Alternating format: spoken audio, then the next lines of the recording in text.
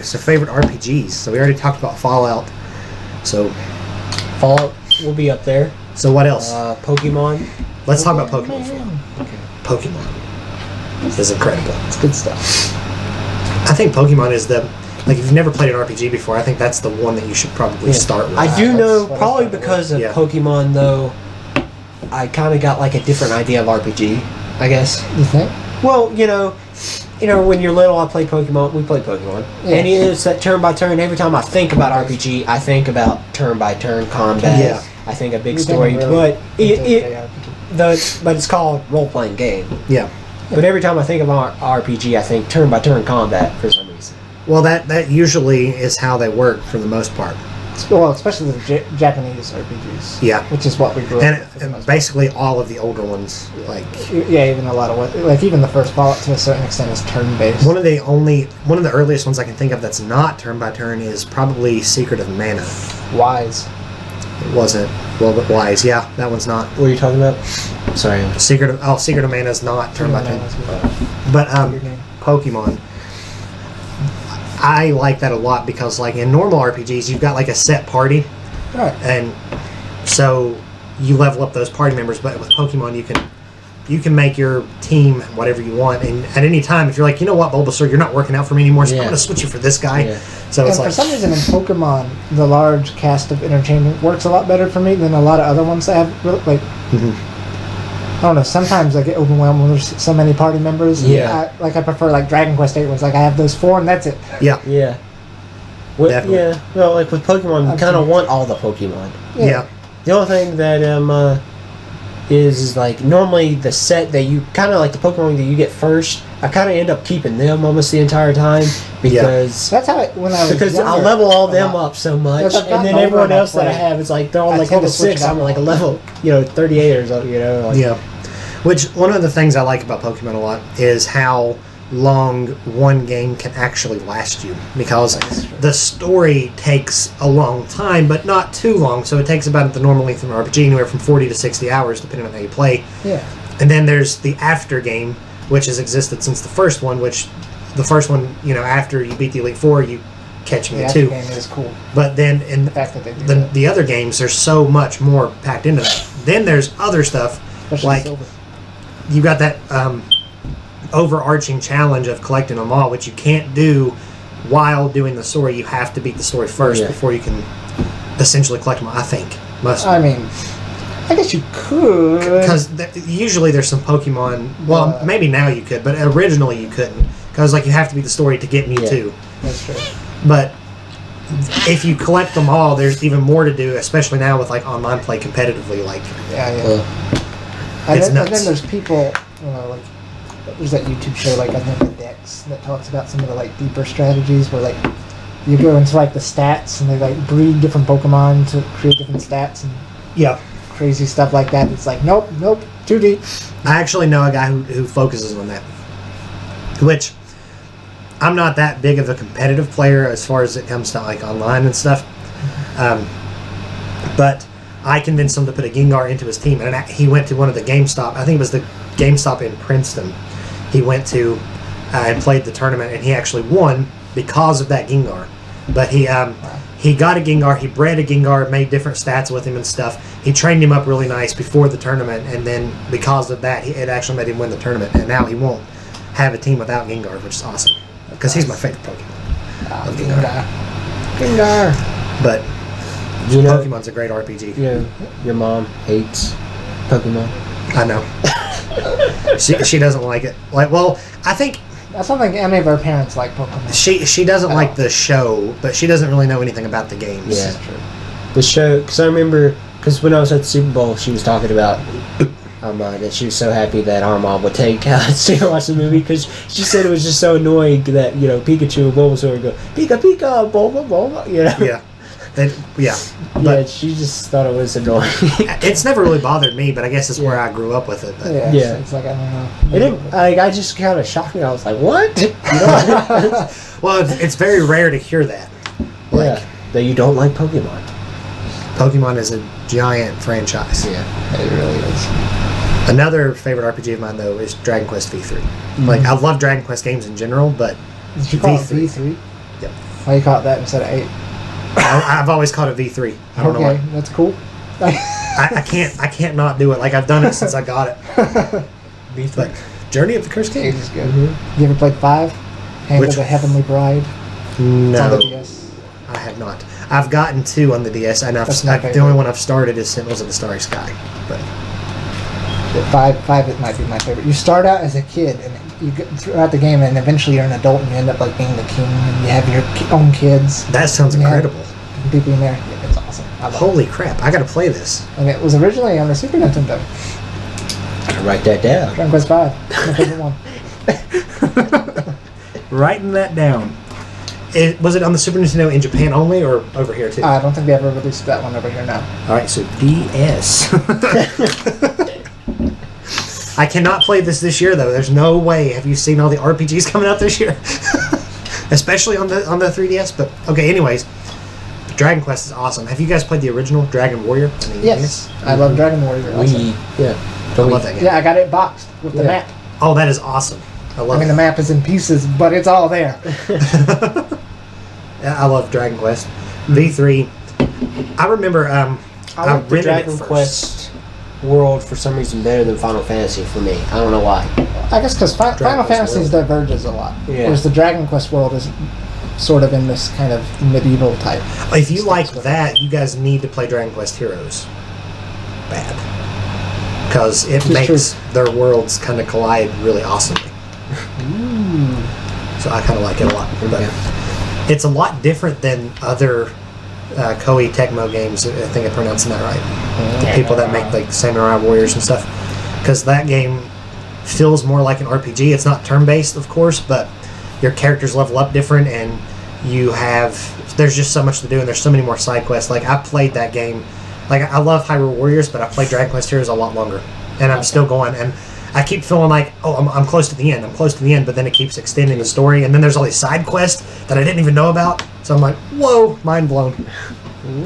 But I love Dragon Quest. I do like Dragon Quest more than Final Fantasy. Me too.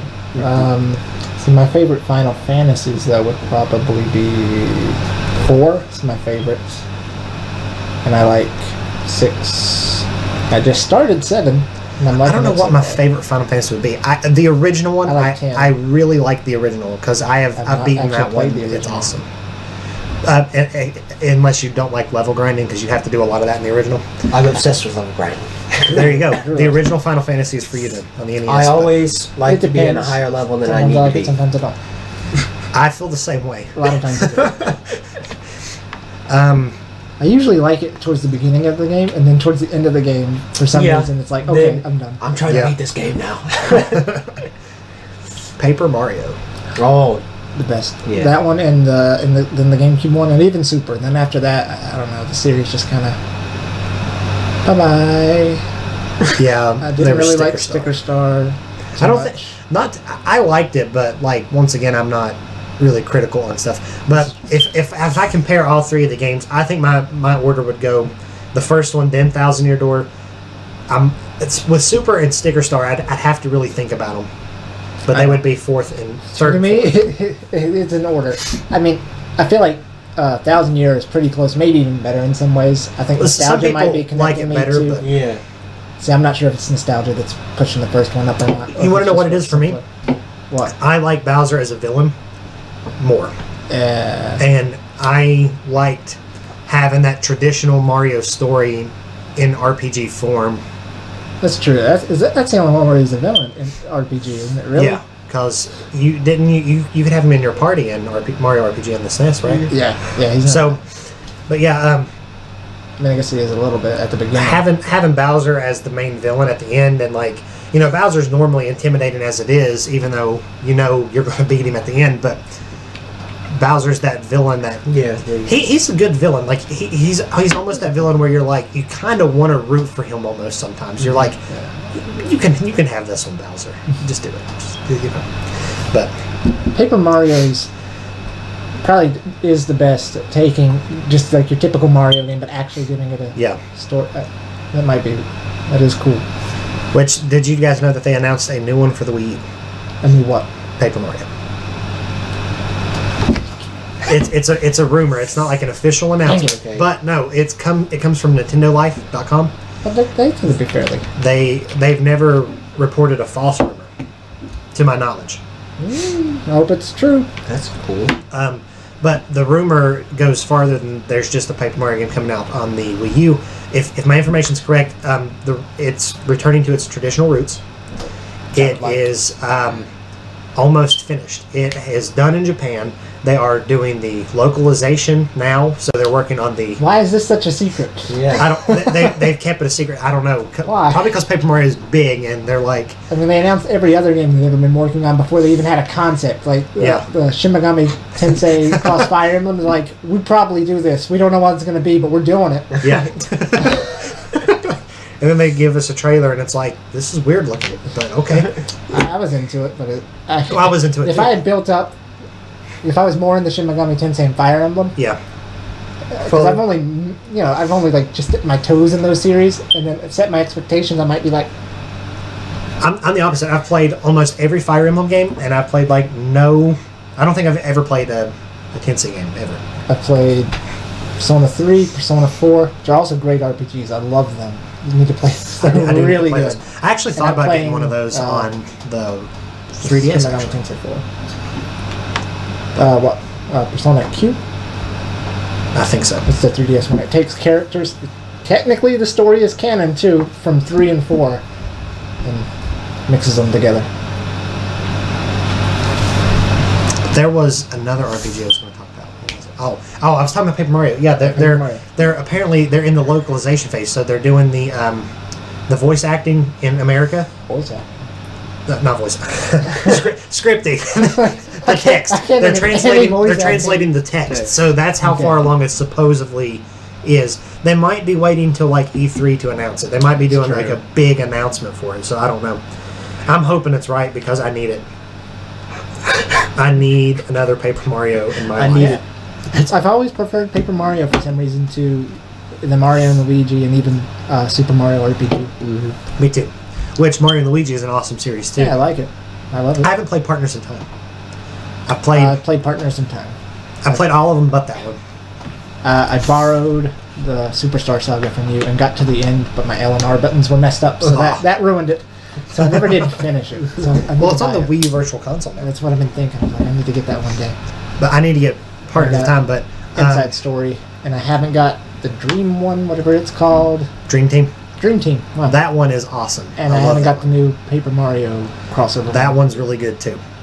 It's I've that heard one's sort of mixed things. well. on that one. It is. You will have mixed opinions, and I think the main reason is because it's a Mario and Luigi game, and it's not a Paper Mario game. Mm-hmm. So it's characters and elements from Paper Mario mixed in with this. All right. But essentially, it's not Paper Mario. So Oh, okay. Well, I didn't expect it to be so. I think the people who don't like it as much are thinking that they're wanting it to be Paper Mario. I think that's the main thing. Okay. But if you like the Mario and Luigi games, it plays just like it. But what's really cool about it is the way the Paper Mario and Paper enemies work. Because you have, like, in one fight, you can have, like, a Paper Goomba and then a normal Goomba. And their attacks are so different. So certain times, the Paper enemies might even be harder to deal with than normal enemies, which is interesting. Because you'd think it'd be the other way around. Yeah.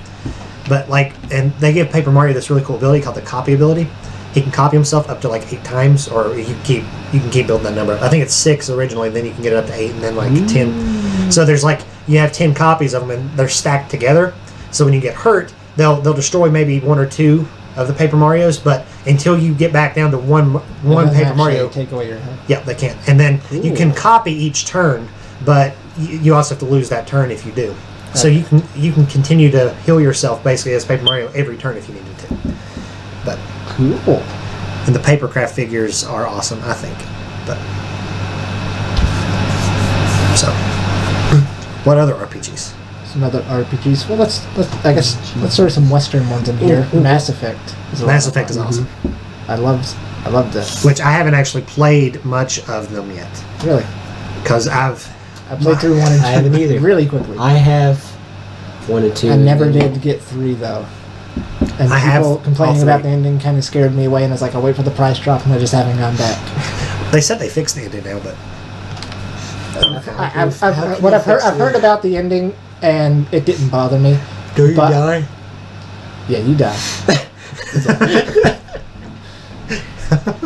It didn't bother me. Basically, to a certain extent, your choices end up not mattering quite as much as far as the ending's concerned. And for me, that didn't bother me, but for a lot of people, that was a deal breaker. Yeah. Which... And I can understand that. And then Knights of the Old Republic, Star Wars, that was a good one. I played some of that on my tablet, because it was free. But one of the newer ones, South Park: The Stick of Truth. I love that game. I haven't played it. Heard. That's good. The Elder Scrolls. I love the Elder Scrolls. I started with Oblivion, and I love like Fallout, and in some ways, like from a gameplay perspective, I guess because there's just a bit more because you can do melee handguns. Yeah. I don't know, the other magic. I don't know. It seems always a bit, but I've always like preferred the world of the Elder Scrolls. Oh yeah. And it's like I've been talking. I role play a little. But I role play a lot more with like Skyrim. Like in Skyrim in particular, it's like I have a house and he's trying to ignore the fact that he's the Dragonborn for the most part. Yeah. I think if I really sat down and tried to play like Skyrim or any of the Elder Scrolls, I'd probably get more. Well, essentially, it just takes me a while to get into it, I guess. It's like it's Fallout, but in the past. Essentially, that's what it is. It's like the mechanics are almost identical. Yeah, they're like instead of having guns and melee weapons, you have swords, shields, and magic. Yeah. Which I always go when I like magic, and I always go the route of a mage when I'm doing Skyrim or Oblivion. And I love leveling up magic. There's some spells you can sit there and you can stand in front of a place. You can just keep casting the same spell until you're out of magic, wait for it to restore, and then keep casting it, and that'll level you up. But there's other ones you actually have to use in combat. But really, it's so in this new one though. Like I hardly ever even use a sword because in Skyrim because you can dual wield magic spells. Yeah, they revamped the magic. In Oblivion, it was kind of yeah, it was okay. Like in Oblivion, I had to carry a whatever kind of weapon with me while I had my magic. But like in this new one, I haven't even like I'm so good with magic. I don't even usually enchant my swords anymore. Like what you can do, I usually just like I'll put up a defensive barrier and just start casting fireballs or something. Like it's really awesome. Chrono Trigger. Oh, yes. One of the best. Yeah. One of the best of best. If I had never played Banjo Kazooie, Chrono Trigger would be #1 on my best games of all time. So good. Like it's number 2. I do. I need it. Think it would have been if you on Amazon. You can still get a new copy of Chrono Cross for like $10. That blows my mind. So you think Chrono Trigger would be your #1 game if like you played it first, like you played it before Banjo Kazooie? You probably wouldn't understand what's going on or something. Tough, and I'd probably still have to say no. Banjo Kazooie I played before I could read. Banjo Kazooie is one of the reasons I learned how to read. It's probably why I'm such a reader now, because I started reading a bit earlier than I think I might have, because I would replay the beginning and I'd always have someone read it to me. I was like, I want to be able to read what they're telling me. Yeah, Banjo Kazooie, it influenced everything. Like my collecting habit, everything. It influenced collecting. Yeah, that makes sense now. I never thought of it like that. Like, it's the reason I love games, and it's probably why I was so good at recovery. It's probably the reason I made it through middle school, to be honest. Middle school was rough. It was rough for me, but for some reason, like Banjo Kazooie has got me through a lot of stuff, and now I'm like addicted to speedrunning it. So I play it like 3 or 4 times a year at least. So it's awesome. I like how every time someone's over and like Joshua was over and he started playing Banjo Kazooie, and you were just immediately like, nope. And he was like, I had to play some. Yeah. It's I think he was trying to do something. You're like, nope, no. Let me. Okay, that's fine. Yep. Didn't he skip like a cutscene? Like, because he skipped one. I was like, what are you doing? Yeah. It was too. Which I skip only when I speedrun Banjo Kazooie, but there's sometimes I just like to read and watch and listen, and it's awesome. I actually did an experiment, which I'm probably going to do a video about this. I don't know how we got on top of Banjo Kazooie. Because everything leads to Banjo Kazooie. We were going to talk about Chrono Trigger. We'll go back to that game. Chrono Trigger's awesome, but we just don't have the same connection that we do with... The music of Banjo Kazooie is a big part of that game, and I did an experiment. That's why ukulele. It's going to be awesome. Yeah. Okay. But have you guys listened to the Jungle theme that Grant Kirkhope did? I have. What do you when you hear it? Do you think of a jungle or do you think of something else? I think of a jungle. Of course, when I heard it, listen to it again, I might think of something different. When I listen to his Should I music, play it? sometimes I Should I like play to. Huh? You play it? Go ahead. I'll have to find it. I like just type in ukulele jungle and you'll find it. I closed my eyes, I listened to it, and at first I pictured I was in a cave, maybe, or like maybe in a dark, I could a dark, like maybe like a part in the forest that's like really dark, like the trees have blocked out the sunlight, and then I picture kind of emerging into a jungle, and I'm like, this is the perfect track for this. And I did an experiment with Mary Lou where I played random songs, some of which she'd heard before from Banjo Kazooie, but most of them she hasn't heard before, all from Grant Kirkhope. I made her, I had her put headphones in, close her eyes, and just tell me what she pictured when she listened to it. And almost every single one of them, except for one track from Perfect Dark, she guessed really close to the theme. Like, I had this... Grant didn't do Perfect Dark, did he? He did. He did? He did. I did not know he did Perfect Dark. I couldn't get it. But I started with ukulele, and the first thing she said, it sounds like I'm in a cave or something, and eventually we got to the jungle point. And then with I played one from Donkey Kong, the boss music for the creepy clown guy. She got clowns, creepy, dark, stuff like that. Just almost all of them. And she didn't recognize one of the ones from Click Clock Woods, and she got it. Like, she got the tone of the music from his music. Blows my mind because that was one of the first pieces of music, and it's one of the best too that he did for the game. I know, I love it. But back to Chrono Trigger. Chrono Trigger also has some of the best music that has existed in all of time. Yes, it's incredible. I love that game. It was that game I played like 2 years ago. I think so. It was like It's been a 2 years ago for the first time I played it. I think I might have been a senior in high school when I played it on the DS. And I played it on the DS. I bought it on the DS actually and replayed it, but the first time I played it, on the Super Nintendo, it just blew my mind. Like when I got the ending and I finished it, I just kind of sat the controller down and I watched the entire credit sequence. I don't normally do that with games, and I was just sitting there like processing everything that had just happened, and I was like, that just happened. Like, there's just so many awesome things in that game. You have not played Chrono Trigger.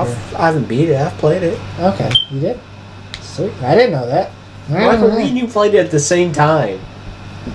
That's hard for me to remember you playing it. But it was... I think what's wild about Chrono Trigger is I have like a nostalgic feeling for, like, Chrono Trigger has, which is weird because I didn't grow up with a Super Nintendo really, and most other Super Nintendo games don't really give me the same sort of nostalgic feeling. But it feels like I grew up with it, which is weird because I did not. It does to me too. Like, it's incredible. Like, for a game of that age to be able to hold up as well as it had is astounding. It was the dream team. You could play that game now, and arguably it would go alongside current AAA titles that are like way over budgeted, and everything's like spectacular looking. You could probably put Chrono Trigger in those mix, and people would like Shovel Knight, arguably, but it would be Chrono Trigger, and nothing. You could change nothing, but maybe upgrade it just a little bit graphically, and I don't think people could tell the difference. It's good. It's good. It's good. It is. Are there any other RPGs we should talk about? I can't. It's probably R. Oh, there's bound to be tons of RPGs we're not thinking of because there's a bunch of Probably. RPGs. But Like, that's just like our favorites. Those are our favorites. Quest 64. No. Nope. Wild Arms is kind of cool. What is it? Wild Arms, What is the that? PS1. It's like kind of has a Western theme, but But it's Japanese. it's a Japanese role-playing game. But it's actually like I can't remember. It's like an apocalyptic actually setting and has like swords and magic and monsters. And then like your character uses like this ancient technology called the Wild Arms, which is like a gun. That's awesome. That sounds pretty cool. It's like ancient but new technology, like Star Wars. Yeah. It's like nobody uses lightsabers anymore, but look how cool they are. I can't think of any more. I can't either. I'm sure there's tons. Yeah, and probably. one day I'll be like, oh, that one was so good. Xenoblade. I I haven't got to play the new one yet, but love Chronicles. I like X more. I want to play it so bad. It strikes me, honestly. I don't know. It's like there's something about it that I just really enjoy. It just hits the right spot with me. It's a lot like, and unlike Xenoblade Chronicles, which I guess is a bit more of a traditional JRPG, this one is a lot more of a mix of like a Western RPG, like Fallout or Skyrim and those types of things. Because you're on the planet and you have a lot more freedom, I guess. And the planet that is my favorite environment to explore of any game that came out this year. From that aspect. I need to play it so bad. Because I love I haven't really played The Witcher 3, so that might be really good too. But oh, The Witcher 3. Oh, that one's incredible. That is. I've been playing The Witcher 2, and I'm liking it quite a bit. I need to play. I'm trying to find The Witcher 2. It was. I don't know if it's probably not now. It was free on the Xbox digitally. Oh, I gotta have the physical. I don't even usually play digital games. Like Firewatch just came out, and it's digital only, and I'm like, if you want my physical copy, I don't need it. No, I'll find it one day. I'll get it. It's on my list.